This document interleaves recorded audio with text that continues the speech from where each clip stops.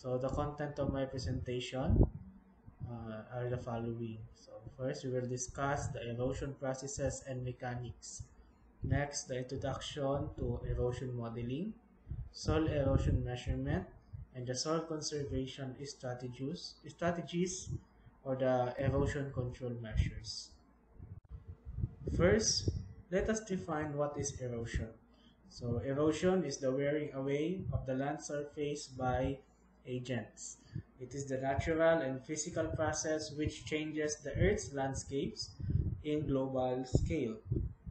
Soil erosion is the physical loss and displacement of the fertile topsoil. So bali pag sinabi nating soil erosion, so it is quite specific doon sa soil. Okay, no? Kasi the erosion itself, so pwede natin siyang sabihin na erosion ng rocks. Okay? No? So ngayon, we will focus on the discussion on soil erosion, which is the loss and displacement of the top soil. Okay? So there are two general types of erosion. First is the geological erosion and the accelerated erosion. Okay, so ano nga ba yung pinagkaiba ng dalawa? So geological erosion is a natural process of weathering that generally occurs at low rates on the parent rocks as the natural soil forming processes. It occurs over long geologic time horizons and is not influenced by human activity. Okay, no? So, highlight natin dito yung term na natural process and not influenced by human activity. So, ngayon, basahin muna natin kung ano yung accelerated erosion. So, accelerated erosion, so these are anthropogenic. Okay? Ibig sabihin, ito yung mga erosion caused by human activities, no? We say accelerated kasi meron ng erosion, mas pinabilis pa siya dahil doon sa mga man-made activities. Okay, so that's why tinatawag siyang accelerated erosion. Okay, next. So what are the causes of soil erosion? So we have natural and anthropogenic causes. So natural causes, nandiyan na yung rainfall, yung wind, yung flood, yung mga pagbaha, yung soil properties, no? So nakadepende din yung soil erosion syempre doon sa property ng soil. And another natural cause is the lack of vegetative cover and the land use and management practices. Okay, yung sa mga anthropogenic causes naman, kasama na dyan yung paggawa ng mga pag-create ng land surface na walang vegetation. Okay, no? So halimbawa, tatanggalan mo na mga halaman, yung isang portion ng lupa, tapos hindi mo naman lalagyan ng vegetation. Okay? And adoption ng faulty tillage practices. No, halimbawa, sa isang upland na farm, no? So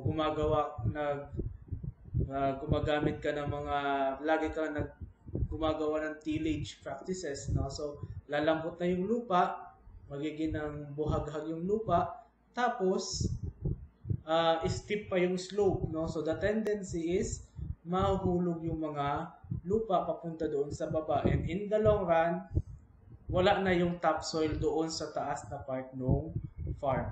Okay? No, so next is overgrazing and other forms of biotic pressure on the vegetative cover existing on the land surface. So overgrazing is yung halimbawa yung mga dahil sa yung mga meron tayong mga pastulan, no, yung parang kino-convert na natin lahat ng area ng lupa into pastulan, no? So in the long run, so habang kinakain siya ng mga livestock natin, ng mga cattle, ng sheep, ng goats, no? And hindi natin na-control ng area na kung saan lang sila pwede mag-graze, no? In the long run, so lalawak yung area na walang vegetation. Okay? And another is na effect na cause ng erosion dahil sa animals is of course the pressure, no, mga pressure doon sa vegetative cover. Okay, absence of vegetative cover, no. So kung halimbawa tinatanggalan mo ng vegetation yung isang lugar, no, yung isang forest, halimbawa, tinanggalan mo ng vegetation. Okay, so dadating yung panahon, mag-erode yung lupa doon. And another man-made cause is the improper construction of water channels, roads, rail lines, cattle trails, and etc. Okay, in short, isa sa mga nakakakos ng pagguho ng lupa is kung hindi maayos yung paglagay o pag-construct ng mga infrastructure. Halimbawa, yung channel, so hindi pinag-aralan. Halimbawa ng mga engineers, no, hindi nila pinag-aralan kung saan pinaka-safe ilagay yung isang kanal or saan safe ilagay yung isang kalsada, yung mga structures, no? So kung hindi nila pinag-aralan 'yan, no, so tapos hindi nila kinonsider yung effect niya doon sa soil, kung prone ba sa erosion, kung hindi, so dadating yung panahon, aside sa mag-fail yung structure, so magkakaroon din ng erosion. Okay? And affected din yung agriculture sector. Okay? So these are the example, no, ng mga natural causes, no. So mga wind erosion, so diyan sa top left, no, example of wind erosion. Okay, no. So nangyayari din 'yan sa mga desert areas, no, yung mga kung na-note kayo ng mga movie. Okay, and mga rain erosion. So dito sa right side, no, kung makikita nyo, so pag masyadong intense yung rainfall, so mayroong mataas yung rainfall intensity, so nagkakaroon ng flooding, di ba, sa mga palayan, and the tendency is dadalhin niya yung mga lupa. Okay, and another is the waterborne erosion. So halimbawa sa mga rivers, no, as they flow, no, may mga sediments silang na dadala. Okay? And kung hindi siya mako-control in the long run, so lalaki yung river. Okay? So these are examples naman ng anthropogenic causes, no? So clockwise from top left, no? So kung makikita yung effect ng overgrazing, no, dito sa left side, so nagkaroon ng overgrazing dito. Mapapansin nyo, nawala na siya ng vegetation, no, kasi nag-graze na ng mga animals and mga livestock. Okay, so whereas doon sa kabila, so meron pa siyang vegetation. Okay, doon naman sa next picture, no, sa taas, sa katabi nun, nauna, is ito yung effect, no, ito yung itsura ng deforested na area, no. So pag makita mo, tinanggalan na siya ng mga puno and hindi siya pinalitan, no. So and sobra yung pagtanggal ng vegetation, so nagkakaroon din ng landslide, no, and tumataas yung rate ng erosion. So another is yung poor road construction. Okay, no, so kung titingnan niyo itong kalsada na ginawa sa tabi ng sloping area, okay, no, so nung hinukay yung sa gilid, no, so walang linagay na engineering mitigation. Okay, and ang mangyayari niyan, so mag-erode yung soil. And another is the faulty tillage practices, no. So yan, kung hindi nagpa-practice, kung masyadong conventional yung tillage practices ni farmer, lalo na kung upland pa yung farm niya, so nagkakaroon ng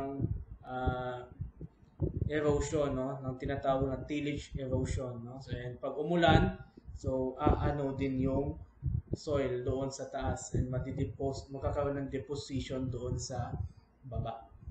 Okay? So these are the forms of soil erosion, no? So classify natin to sa apat, no? And possible na sabay-sabay ito nangyayari sa isang instance. Okay? So splash erosion, sheet erosion, rill erosion, and gully erosion. So ano nga ba yung pinagkaiba nito? So pag sinabi natin splash erosion, so the soil particles are detached due to the impact of raindrops and splash at a longer distance in the downslope than in the upslope direction. So ito yung erosion na kapag pumatak yung rainfall, okay? No, so pag pumatak yung rainfall, dahil sa impact niya, nahuhukay niya yung lupa. Okay? So yung sheet erosion naman, so yung pag may natatanggal na parang sheets ng soil dahil sa water. Okay, no, sa yan.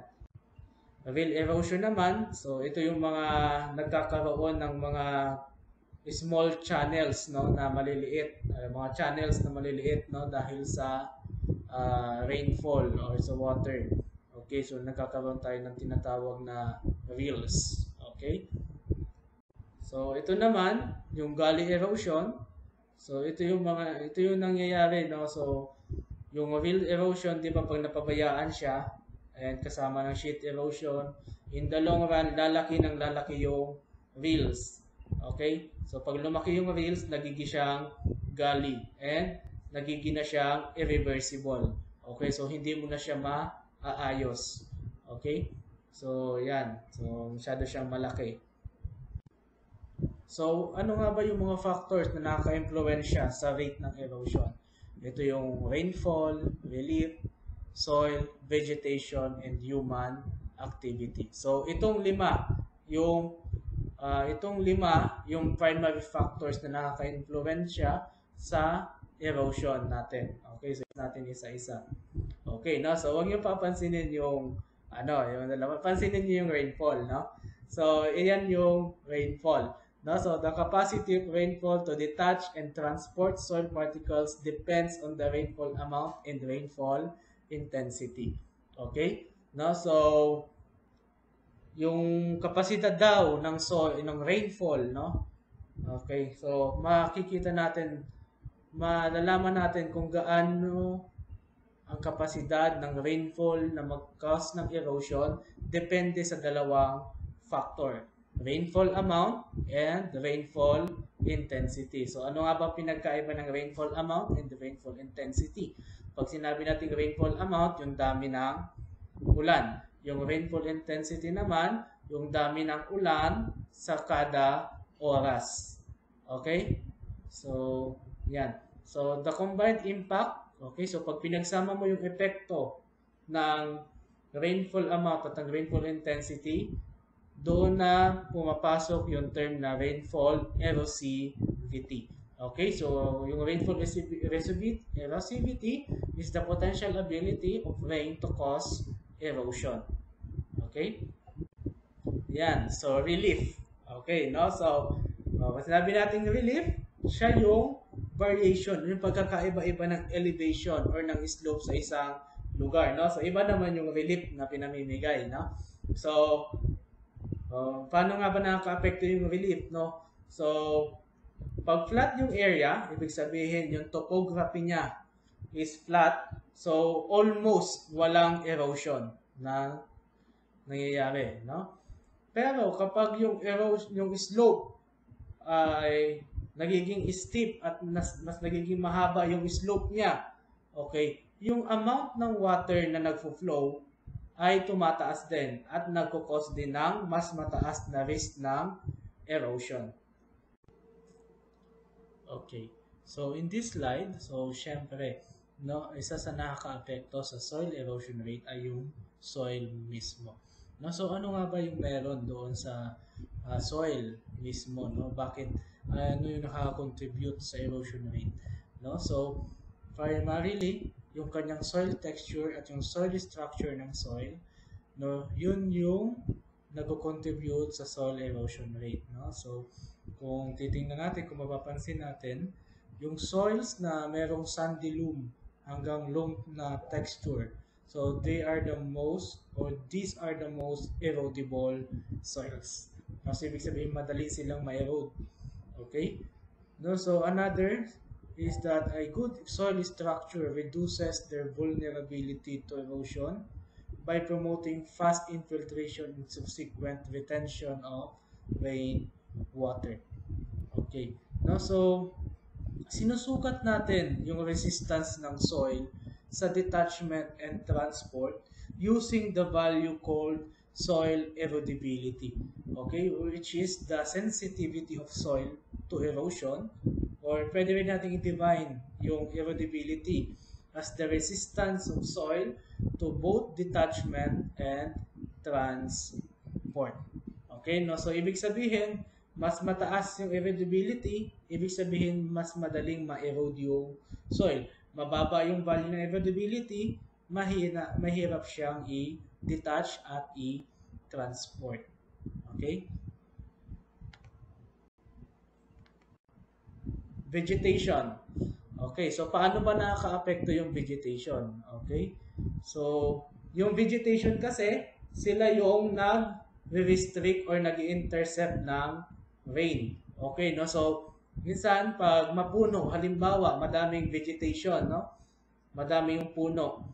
Okay? So, kung hindi agad-agad nakakarating doon sa land or sa soil, hindi agad-agad tumatama sa soil yung rainfall, no? So medyo bumihina yung energy ng rainfall. So pagbagsak niya, mas mababa na yung pinanggalingan niya, konti na lang yung impact niya. So hindi magkakaroon ng splash erosion, hindi magkakaroon ng sheet erosion at hindi siya lalala masyado. Okay? So ito, so hindi naman maitatanggi natin, no? So ang isa sa pinaka-factor ng erosion is human activities. Okay? So, kung paano ba natin alagaan yung kalikasan, paano ba natin i-conserve yung soil. So, makikita nyo dito sa left. Okay. So, pag inubos mo yung puno, yung vegetation doon sa taas, no? So, yung mangyayari is pag umulan, magkakaroon ng erosion. Okay?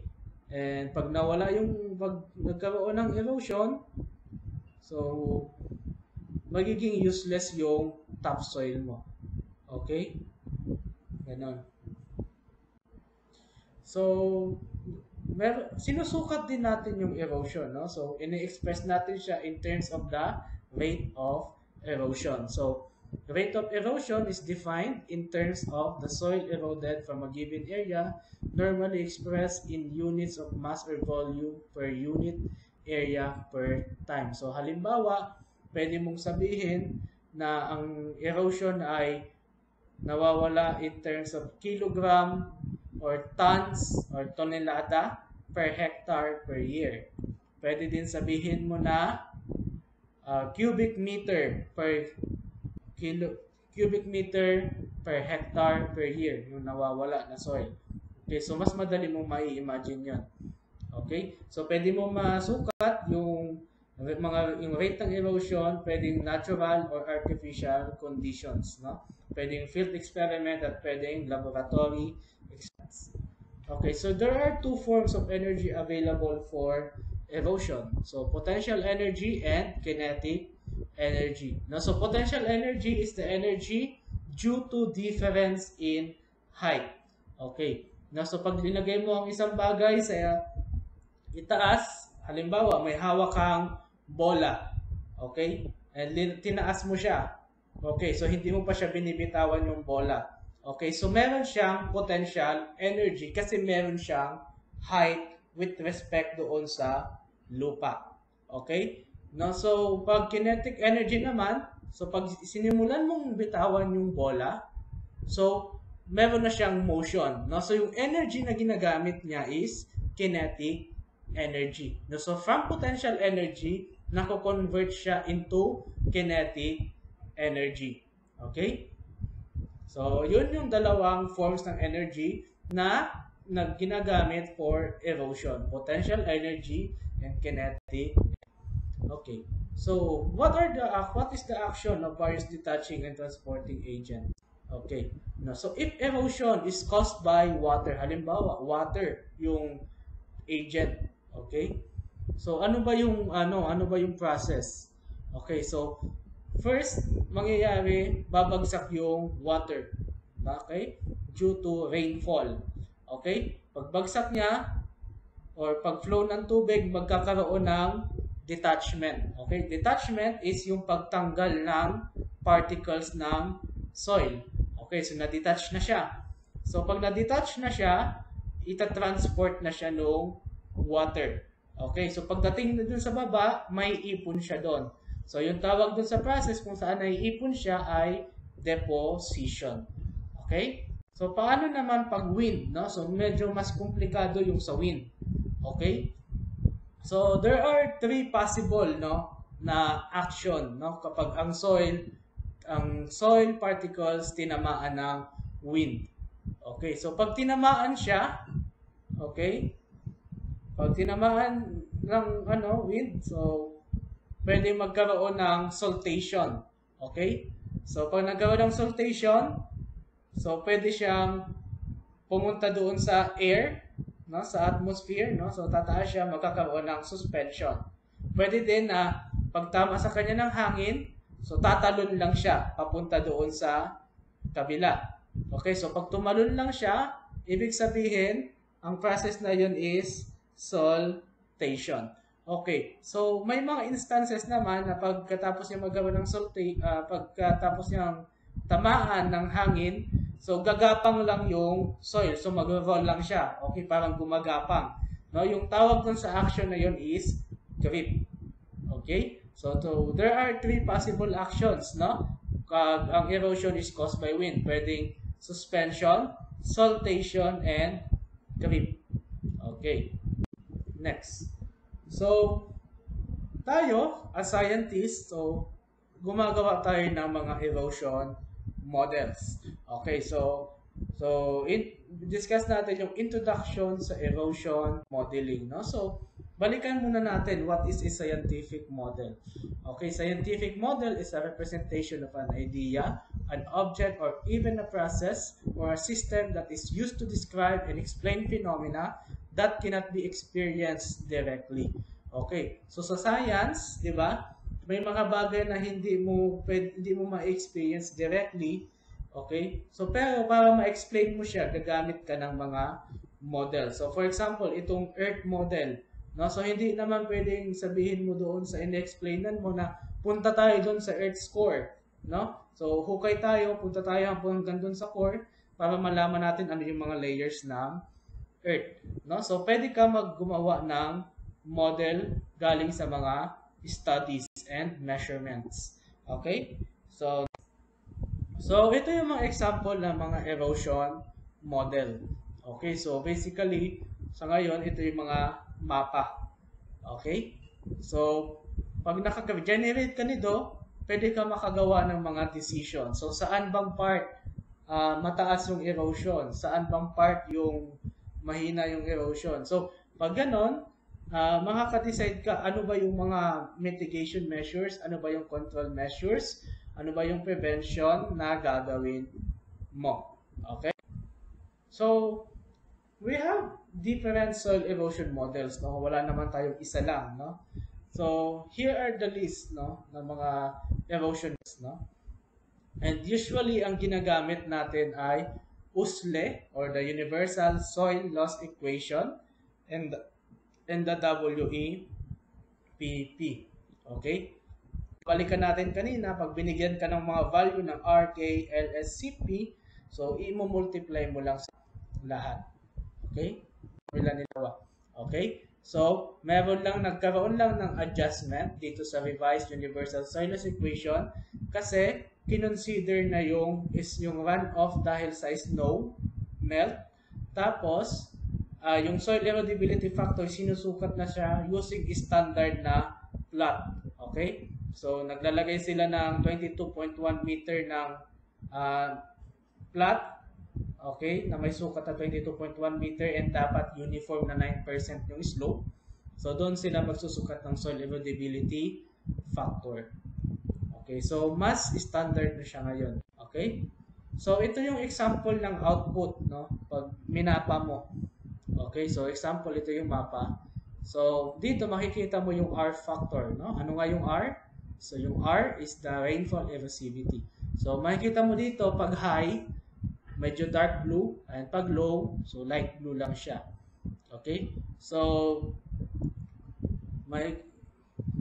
next na map, yung sa K factor. K is the soil erodibility factor.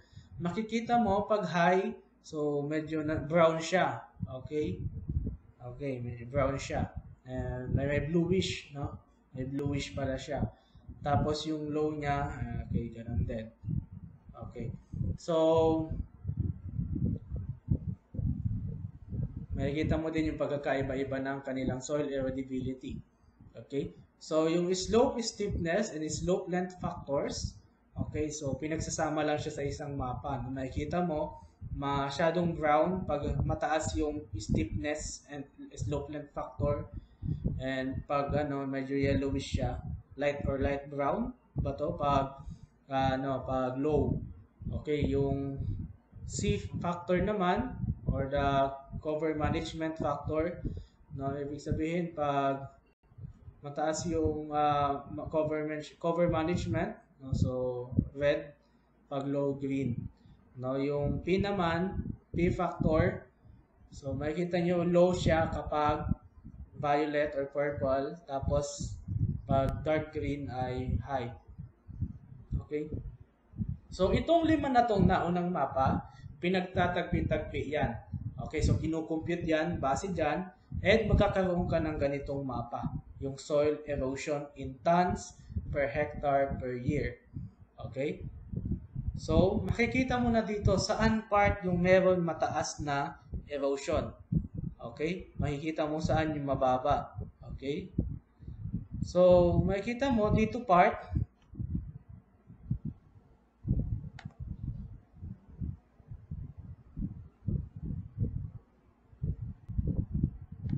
so makikita mo dito part, so red siya, so makikita mo yan sa part na yan, mataas yung erosion, no? So pati dito part. Okay, so kung i-check mo siya dito, halimbawa dito sa steepness, so dito siya part, no? So makikita mo steep naman talaga siya. Okay? So, ano pa ba? So dito mataas din parte. Saan ba yung part? Okay, so dito. So nasa medium ng kanyang rainfall erosivity. No? So sa soil erodibility naman, so dito part. So sa soil erodibility naman, hindi naman ganun ka ano. So naging factor lang talaga yung steepness, no?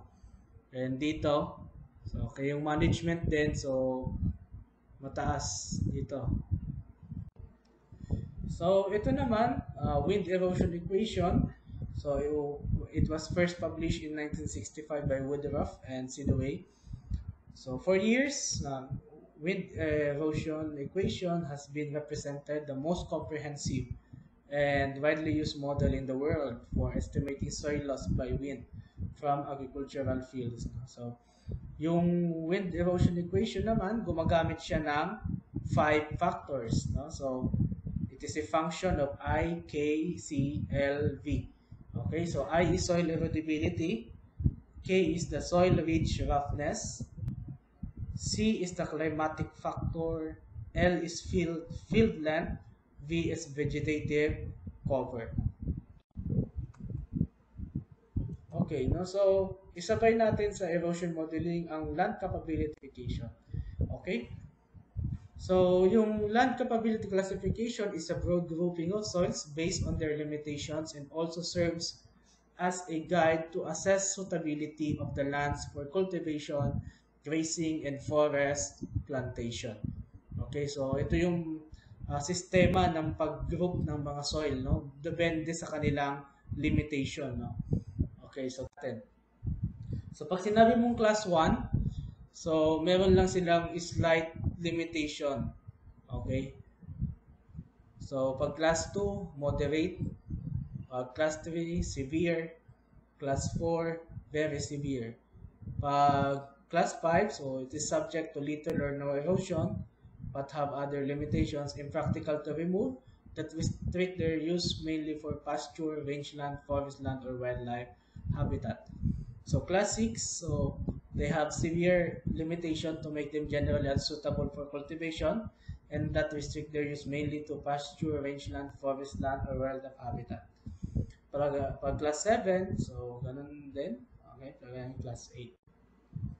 So ito yung sample ng land capability classification map. Okay.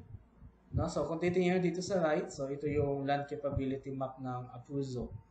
Okay? So, kung makikita nyo, yung green, so classes 1 and 2. Okay?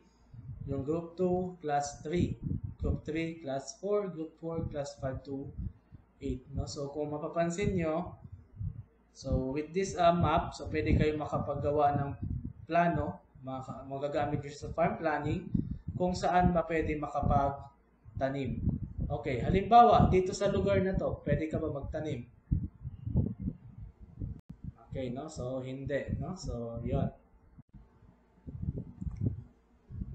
So, paano ba natin mini-measure yung soil erosion? Okay? So, ano ba yung mga field experiment na pwede natin gawin pag naging researchers kayo, halimbawa? Okay, pwede tayong gumamit ng runoff plants, no?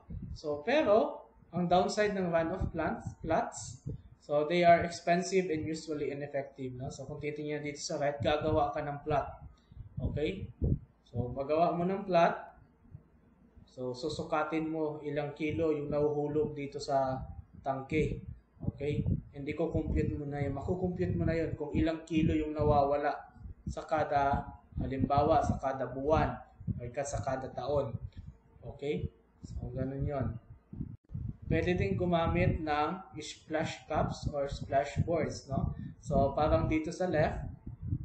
Okay? So, splash cup, so ginagamit siya specifically sa pag-measure ng splash erosion.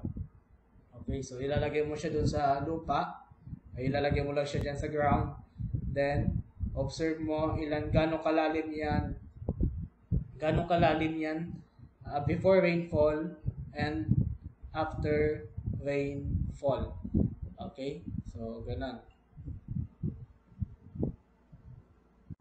Next, so this is a radioactive method.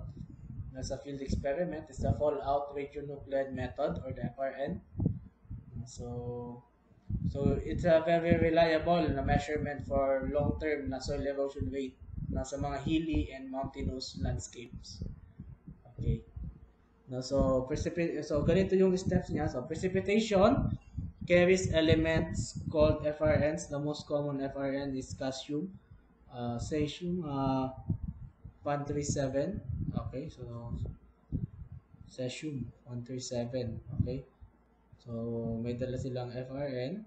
Then, so pagkatapos nilang bumagsak doon sa lupa, so yung FRN ay ma-absorb ng topsoil. Okay, so kung na-absorb siya ng topsoil over time, so kukuha ka ng sample doon after some time, so kukuha ka ng sample doon sa eroded na area. Tapos, makikita mo na yung rate ng erosion. Okay? So, another common na measurement method is the erosion pins, no? So, this is quite a common na practice, no? Yung paggamit ng mga erosion pins. So, these are inexpensive method to estimate hill slope soil erosion and deposition.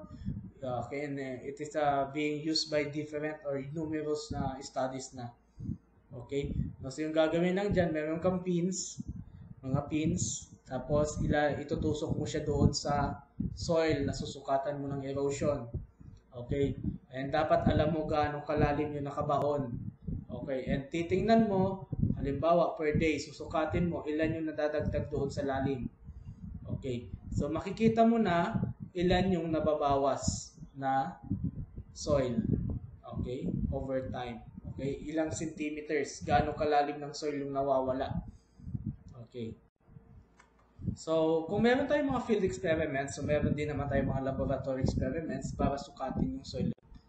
Okay, so isa sa method is the using rainfall simulators. Okay, no? So from the term itself, so parang gagayahin nyo yung rainfall. Okay, nakakonect siya doon sa parang apparatus kung saan mo i-test yung or doon sa field, no? So mo siya doon sa field, and mayroon siya mga collectors and pwedeng nakakonect siya doon sa computer, and real time nako-compute na yung erosion rate. Okay. So pwede din gumamit ng flume apparatus, no? So kapag ang susukatin mo sa mga sediment flow, okay, so pwedeng gumagamit din ng mga flume apparatus. So, para siyang kanal, ay patadaanin mo dyan yung water. So doon makikita mo ano yung behavior ng sediment. Okay, so What are the soil conservation strategies? So meron din tayong tinatawag na mga engineering measures. Okay, included na dyan yung terracing, so paggawa ng mga terraces. Okay, mga grass waterways, paggawa ng waterways na tataniman natin ng grass, mga check dams, farm ponds or water impounding dams, mga diversion canal, gabions. Okay, so ito pala yung example, no, na mga vegetative na measures. So mulching, no? So pwede ka maglagay ng mga crop residues, okay, para hindi erode yung lupa, hindi tangayin ng hangin or ng tubig. Strip cropping naman, so susundan mo yung contour, okay, and magtanim ka ng iba-ibang strips ng halaman. Okay, ibang crop. So halimbawa dito sa linyang ito, so ibang crop, and dito ibang crop din. So ito naman, contour cropping. So hanapin mo yung contour. Okay? So doon ka magtatanim. Okay?